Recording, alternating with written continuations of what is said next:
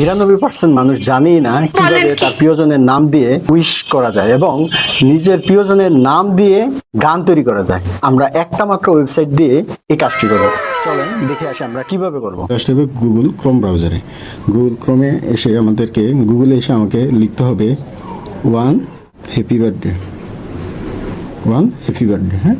তো এখানে লিখে প্রথম যে ওয়েবসাইটটা আসবে আমরা এই ওয়েবসাইটে প্রথমে প্রবেশ করব।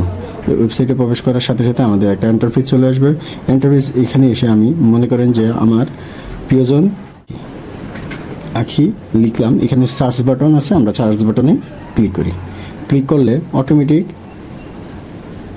সার্চ বাটনে ক্লিক করার সাথে সাথে প্রিয়জনের নামে গান এসে পড়বে। অপশনে যাব, হেয়ার এ সিম্পল অপশনে যাব। এখন আমরা একটু অপেক্ষা করলে দেখতে পারবো যে আমাদের গানটি হয়ে গেছে। এখান থেকে সিম্পলি ডাউনলোড অপশনে যাব। ডাউনলোড অপশনে যেয়ে আমরা যেই সিম্বলটা দিব, সিম্বলটা দেওয়ার